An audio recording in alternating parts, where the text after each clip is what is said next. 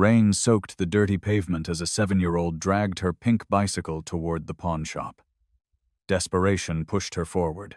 Her mother was starving. Little did she know, the man watching from a bulletproof SUV was the very monster whose empire had stolen their lives, and he was about to fall. The neon sign of Henderson's Pawn and Trade sputtered against the dreary backdrop of Chicago's Pilsen neighborhood. It was a Tuesday evening, cold enough to turn the falling rain into a biting sleet.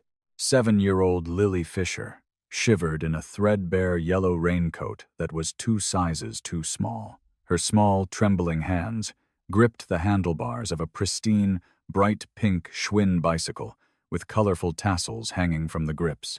It was her most prized possession, the last gift her father, David, had given her before the accident.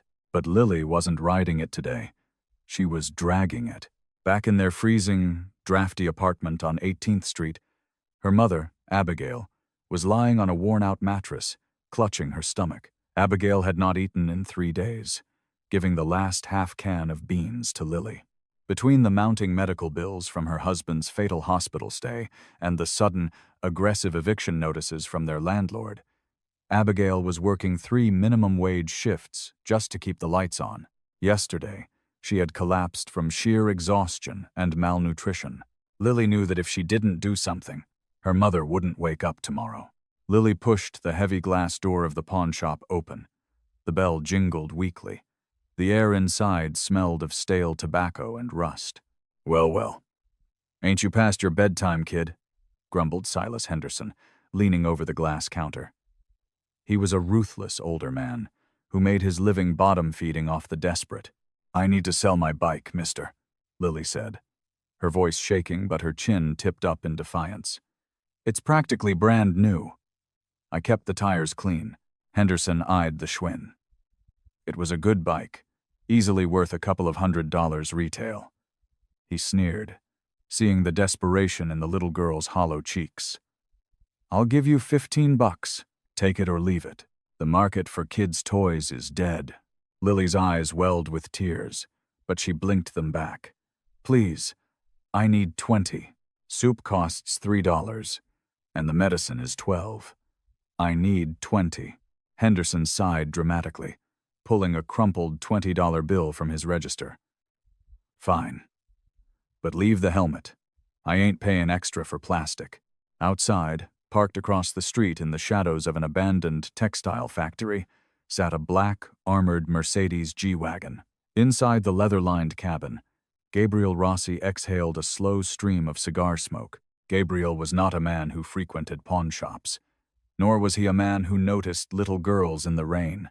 At 34, he was the undisputed head of the Rossi Syndicate, a sprawling mafia empire that controlled the city's ports, real estate developments, and underground casinos. He was ruthless, calculating, and entirely devoid of emotional attachments. He was only parked on this miserable street waiting for his underboss, Arthur Sterling, to finalize a real estate extortion deal 2 blocks over. But Gabriel's sharp, dark eyes had caught the flash of the yellow raincoat. He had watched the tiny girl struggle with a bicycle half her size, push it into a known front for stolen goods, and walk out 3 minutes later empty-handed, clutching a single bill like it was a lifeline. "Mateo," Gabriel said, his voice a low, gravelly baritone. In the driver's seat, his heavily tattooed enforcer straightened up. "Yeah, boss?" "The kid that just walked out of Henderson's. Watch where she goes." Gabriel didn't wait for a response. He opened the heavy door of the G-Wagon and stepped out into the freezing rain, his bespoke charcoal suit instantly catching the dampness. He crossed the street with predatory strides and pushed the door of the pawn shop open. The bell didn't just jingle. It slammed against the glass. Henderson looked up, ready to bark a greeting, but the words died in his throat. Everyone in the Chicago underworld knew Gabriel Rossi. "Mr. Rossi," Henderson stammered, his face draining of color. We weren't expecting a collection today. The envelope is ready, I swear." "Shut up," Gabriel commanded softly. He glanced at the pink bicycle leaning against the display case. The tassels were still wet from the rain. "How much did you pay the girl?" $20. "Sir, just trying to help the kid out." Gabriel pulled a crisp $100 bill from his money clip, tossed it onto the glass, and grabbed the handlebars of the little bike. "You're a leech, Silas.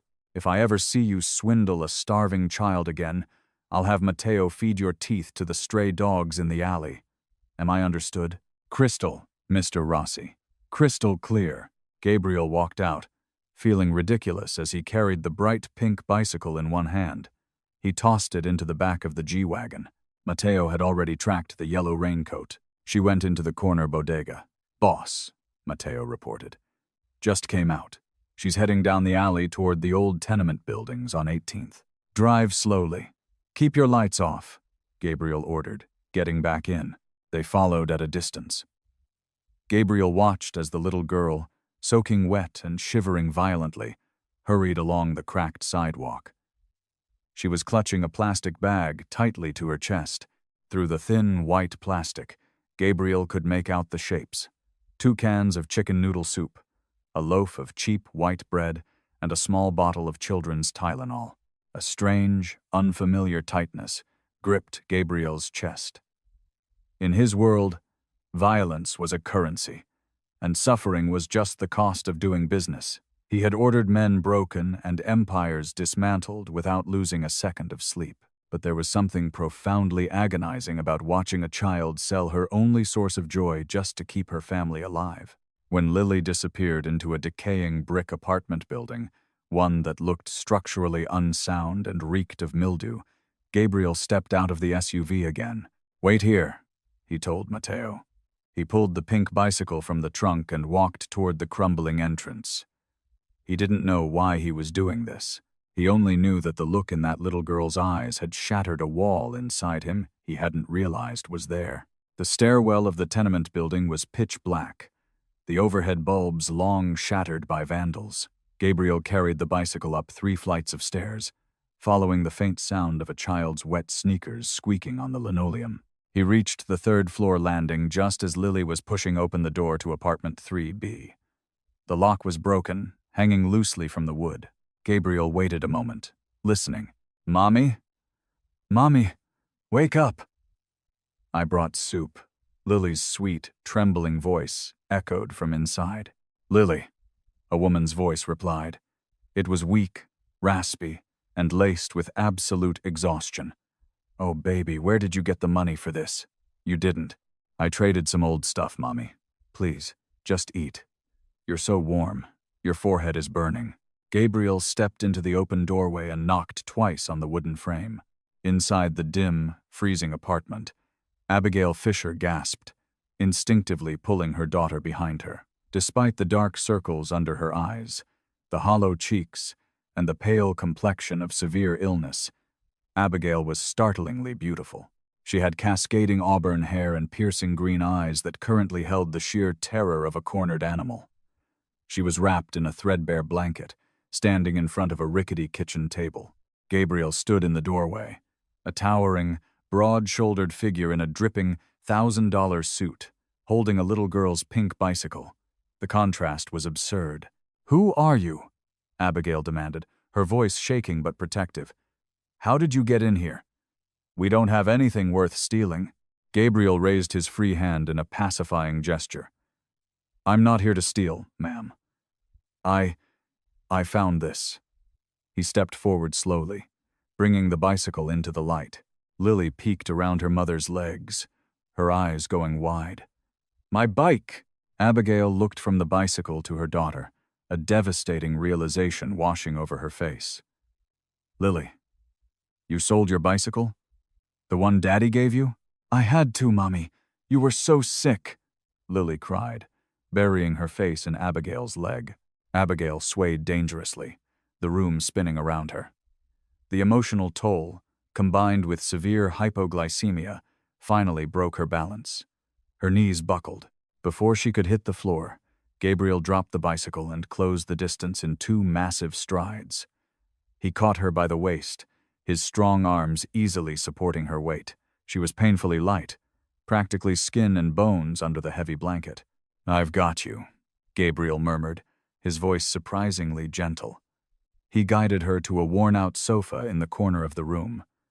"Sit down. You're exhausted." Abigail tried to push him away, her pride fighting a losing battle against her physical weakness. "I don't need your help. Please, just leave." "I'm not leaving until you eat something," Gabriel said firmly. He turned to Lily. "Where's the soup, little one?"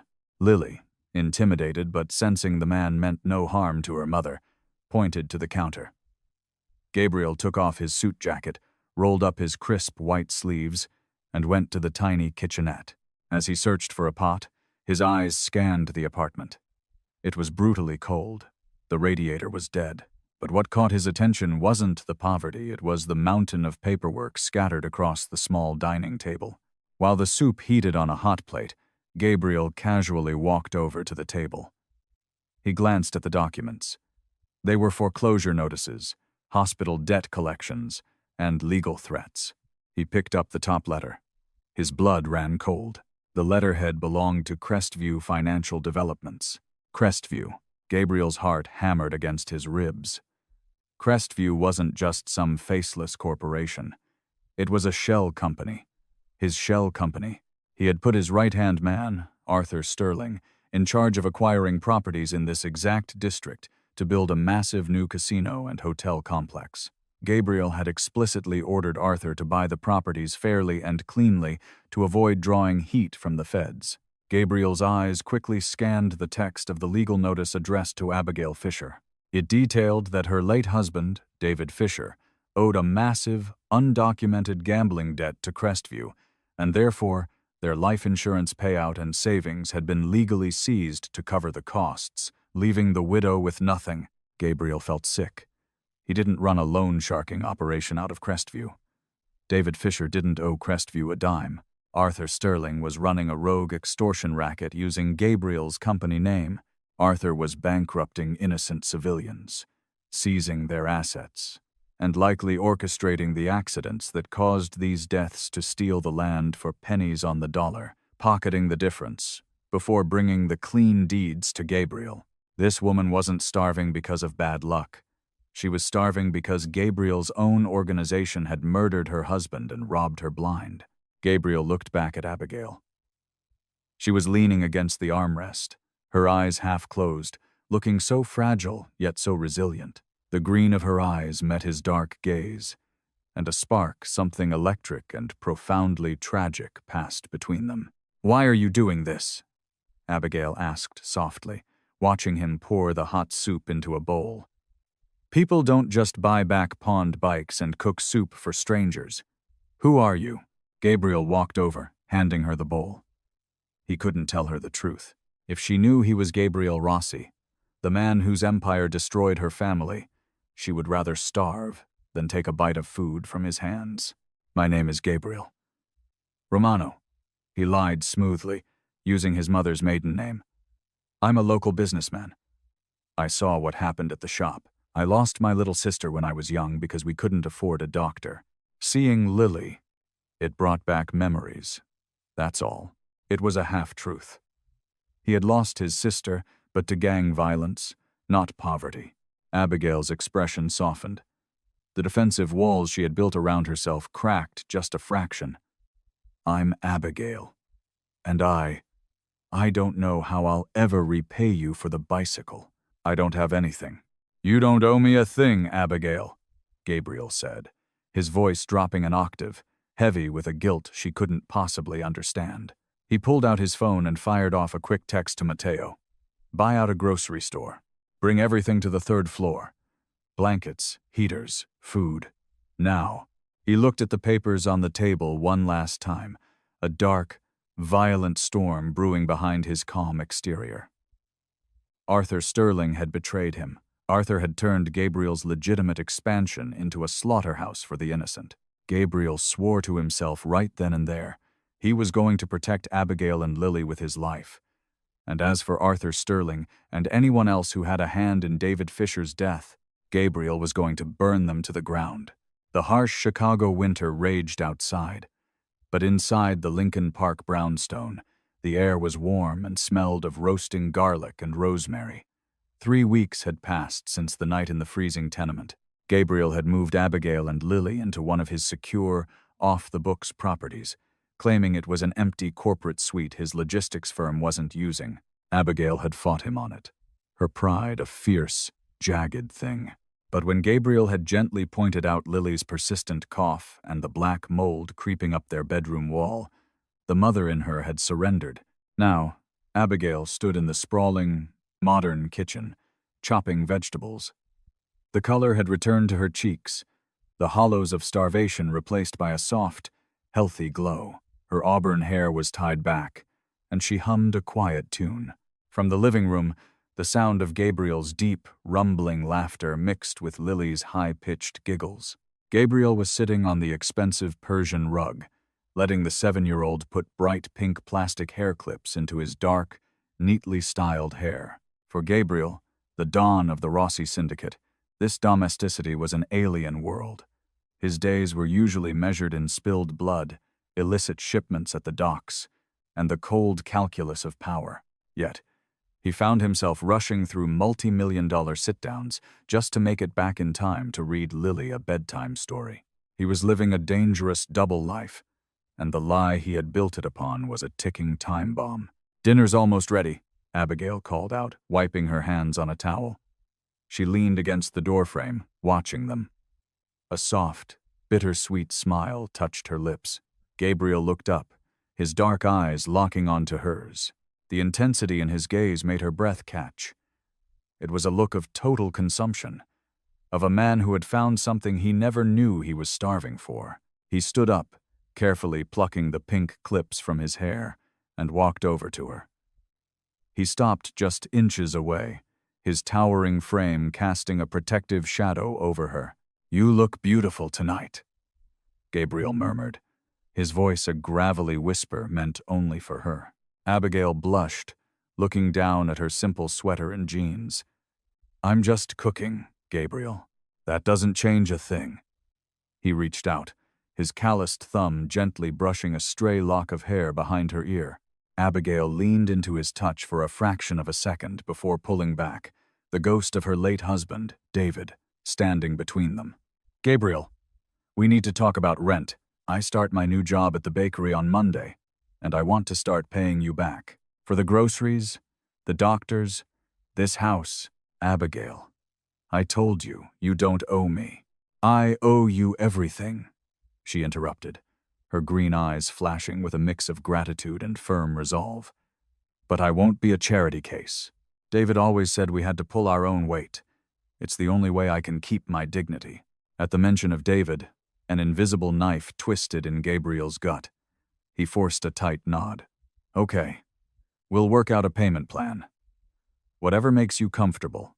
Later that night, after Abigail and Lily were asleep, the illusion of Gabriel Romano, the kind businessman, evaporated. Gabriel sat in the dimly lit study of the brownstone, pouring himself a neat glass of scotch. Across the mahogany desk stood Matteo, his enforcer, holding a thick, leather-bound ledger. "You were right, boss," Matteo said quietly, dropping the ledger onto the desk. "Arthur is running his own crew out of the Crestview office. He's been falsifying the acquisition reports. He wasn't just lowballing the property owners in Pilsen. If they refused to sell, he manufactured debts. If they still fought back, he had them killed." Gabriel took a slow sip of the burning liquor. "David Fisher?" "Arthur had his brakes cut. Staged it as a drunk driving accident," Matteo confirmed, his expression grim. "Then he used the fake gambling markers to seize Fisher's life insurance and the apartment deed from the widow. He's pocketed over $4 million in the last 6 months alone." The glass in Gabriel's hand shattered. Whiskey and blood dripped onto the mahogany wood. He didn't feel the pain. He only felt a cold, absolute rage. Arthur Sterling, a man Gabriel had raised through the ranks, had murdered the father of the little girl sleeping upstairs. He had starved the woman Gabriel was falling helplessly in love with. "Boss? Your hand?" Matteo started, reaching for a napkin.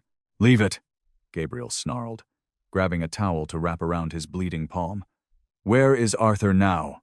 "He's at the warehouse on 9th Street. But boss, He's got 30 armed guys with him. He's been recruiting muscle from the outside. He knows you've been auditing the books. He's preparing to make a move against you. Let him try." Gabriel's eyes were black, void of any mercy. "Gather the loyal capos. We're going to tear him apart piece by piece. But first, I need to ensure Abigail and Lily are completely off the grid." Just as Gabriel spoke, his burner phone buzzed. It was an encrypted message from one of his men tailing Arthur. Arthur just put a hit out. He found out David Fisher's widow is still alive and asking a pro bono lawyer about her husband's seized assets. He sent a squad to her old apartment on 18th Street to silence her. Gabriel's blood ran cold. If he hadn't moved Abigail to the brownstone, she and Lily would be dead tonight. But the relief was instantly crushed by a horrifying realization. If Arthur's men found the 18th Street apartment empty, they would start tracking her. And Arthur had eyes everywhere in the city. "Matteo," Gabriel said, his voice deadly calm. "Double the guard outside this house. No one goes in or out." 48 hours later, the storm broke. Gabriel had spent 2 days systematically dismantling Arthur's supply lines, striking with a ruthless efficiency that left the Chicago underworld trembling. He was preparing for the final assault on Arthur's compound, but he had underestimated the sheer desperation of a cornered rat. It was a Thursday afternoon. Gabriel was downtown, meeting with his loyal lieutenants, when his phone rang. It was the head of the security detail assigned to the brownstone. "Boss?" The guard gasped, coughing wetly. The sound of gunfire echoed in the background. "They hit us. Arthur's men. They used a garbage truck to ram the front gates. We're pinned down. They're inside the house." Gabriel's heart stopped. "Abigail. Lily. Hold the line. I'm 5 minutes away." Gabriel roared, already sprinting out of the meeting room, Matteo hot on his heels. Back at the brownstone, the domestic paradise had become a war zone. The heavy oak front doors were splintered. Abigail, terrified but operating on pure maternal instinct, had dragged Lily into the reinforced panic room hidden behind the bookshelf in Gabriel's study. But before the heavy steel door could click shut, a booted foot kicked it open. 3 men in tactical gear stormed in. At the center was Arthur Sterling. He wore a sharp, gray suit, but his face was bruised and his eyes were manic. He gripped a suppressed pistol. Well, Arthur sneered, looking around the opulent study, his eyes landing on the terrified woman shielding her child. "I have to admit, Mrs. Fisher, you're a hard woman to kill. I send my boys to your dump of an apartment, and you're gone. Took me 2 days of bribing city traffic cameras to track the yellow raincoat to this neighborhood." Abigail clutched Lily tighter, backing against the cold steel wall of the panic room. "Who are you?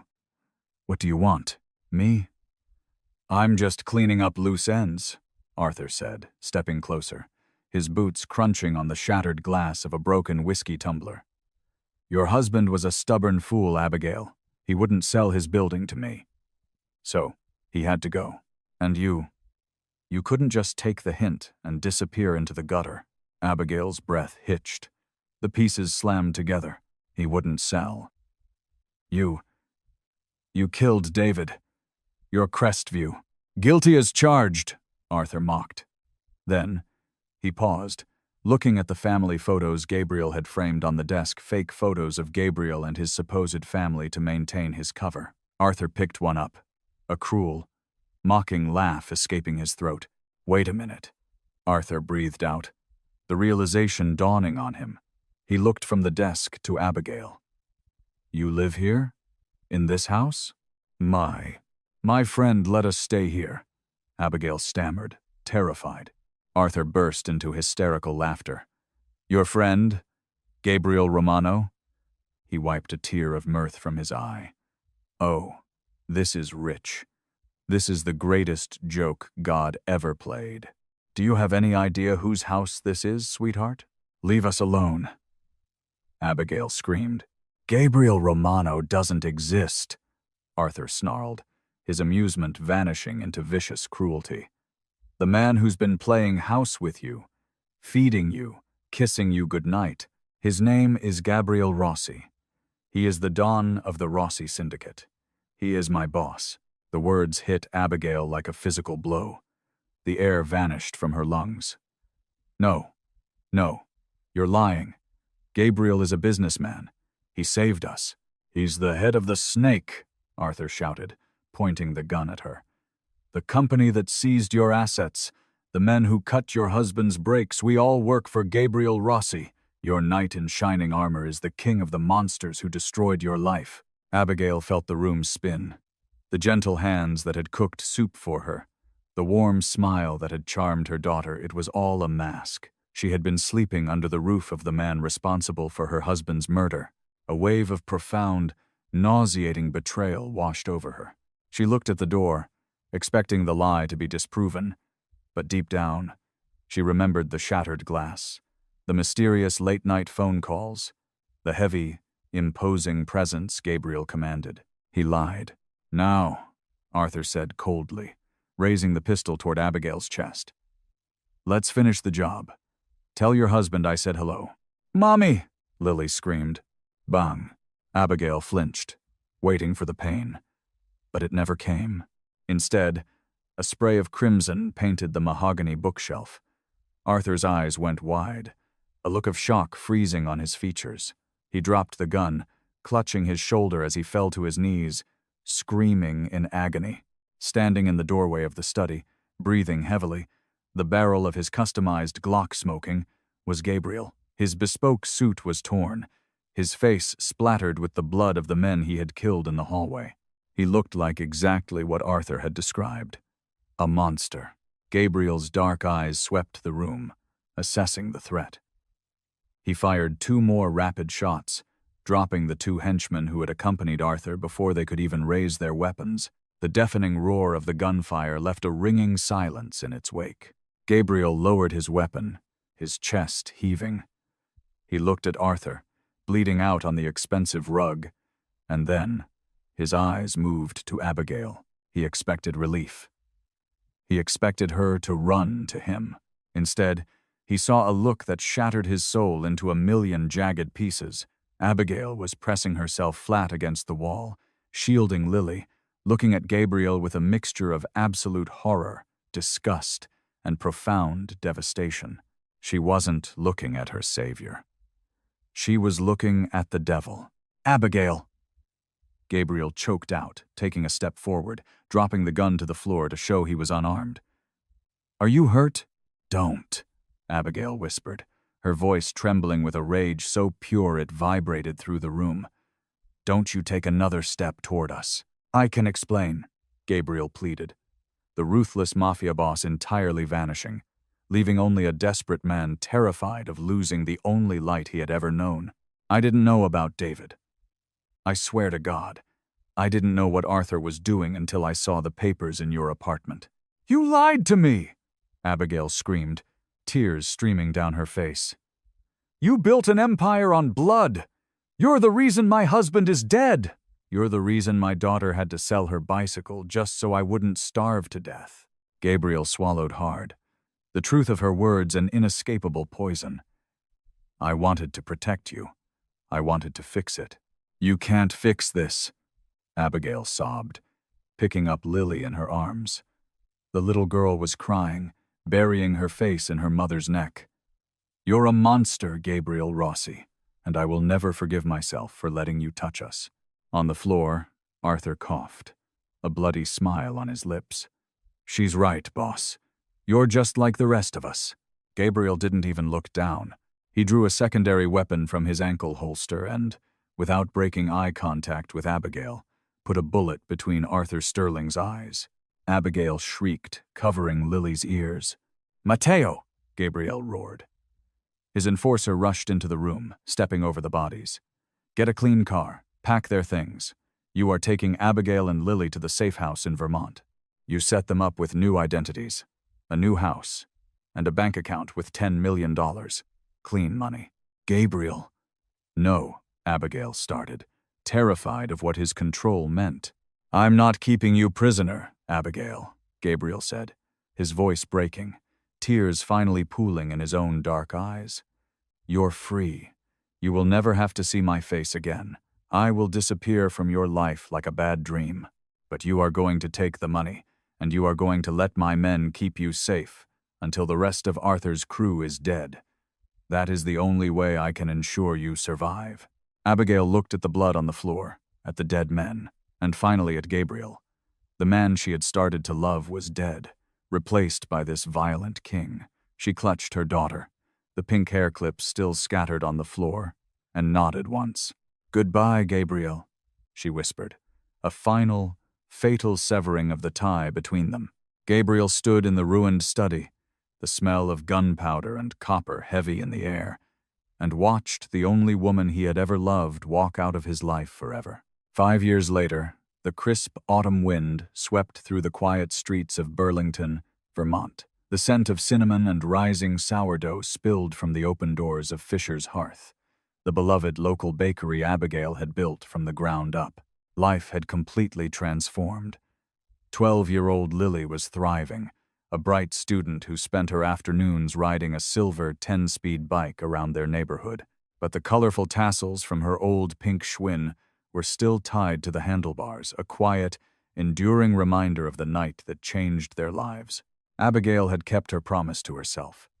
She had taken the $10 million Gabriel had given her and locked it away in a secure Chase Bank trust for Lily's future. She hadn't touched a single dime to build her new life.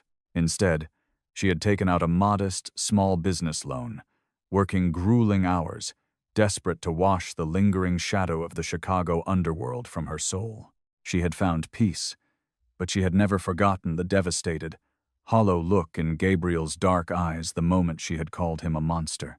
It was a quiet Tuesday afternoon when the brass bell above the bakery door chimed. Abigail wiped flour from her apron, expecting a regular customer. Instead, she found a tall, sharply dressed man holding a thick leather briefcase. "Abigail Fisher?" the man asked, his tone professional but remarkably gentle. "Yes? Can I help you?" The man reached into his coat, setting a business card on the glass counter. "My name is Harrison Hayes.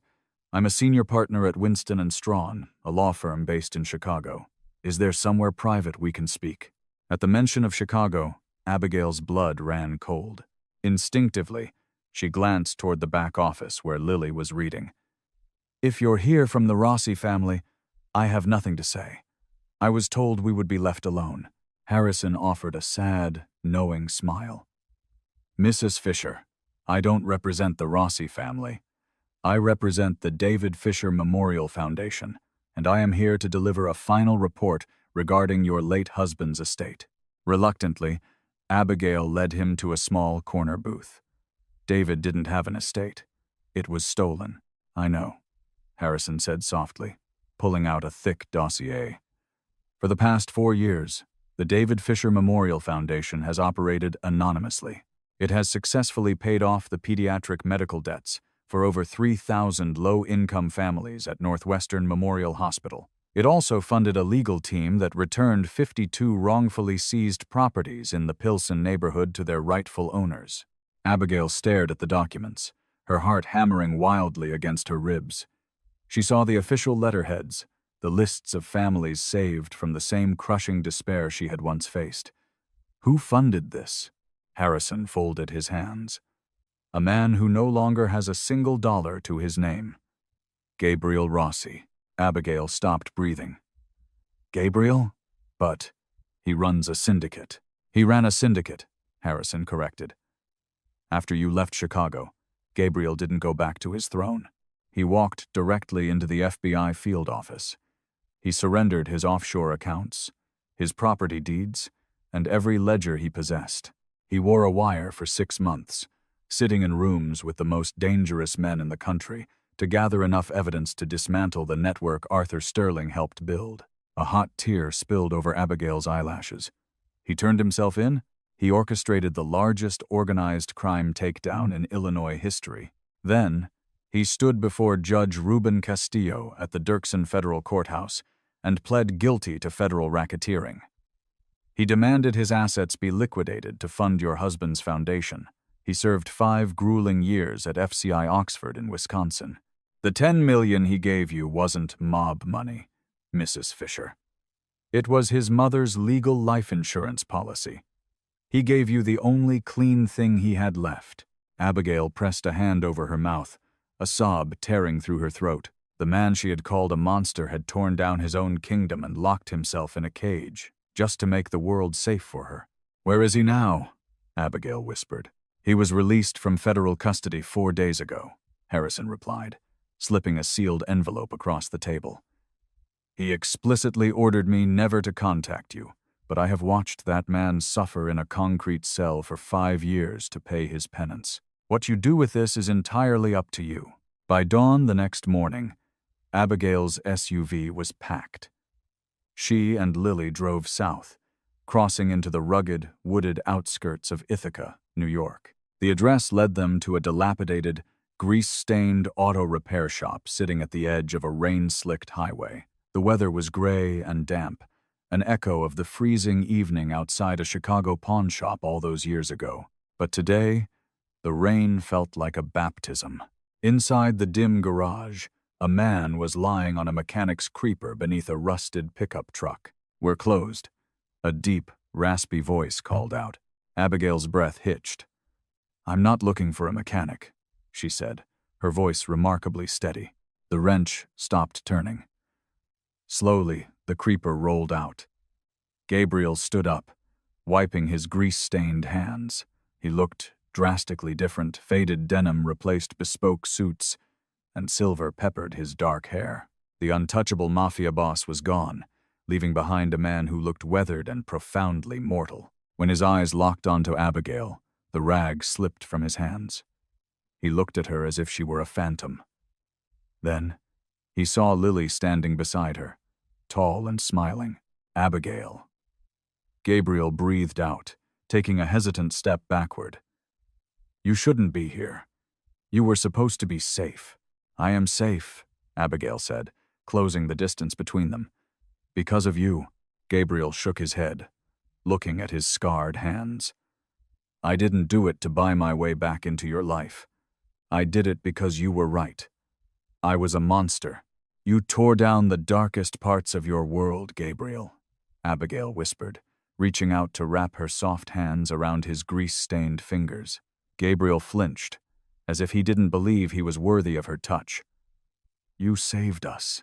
Lily stepped forward, holding out a paper bag. "I brought you a cinnamon roll, Mr. Romano. And I still have the tassels." A shattering sob broke loose from Gabriel's chest. The ruthless Don of Chicago fell to his knees on the dirty concrete floor, burying his face in his hands. Abigail knelt beside him, wrapping her arms tightly around his shoulders, pulling him against her chest. Lily hugged him just as fiercely. In the quiet, rain-battered garage, surrounded by the ruins of his past, Gabriel finally stopped running. He was just a man, and for the first time in his life, that was more than enough. True redemption is never found in grand gestures or stolen wealth, but in the quiet, agonizing work of tearing down the darkest parts of oneself. Gabriel destroyed an empire of blood to build a foundation of peace. In the end, it wasn't millions of dollars that saved them, but the courage to start over. A broken man, a fierce mother, and a little girl finally found their way home.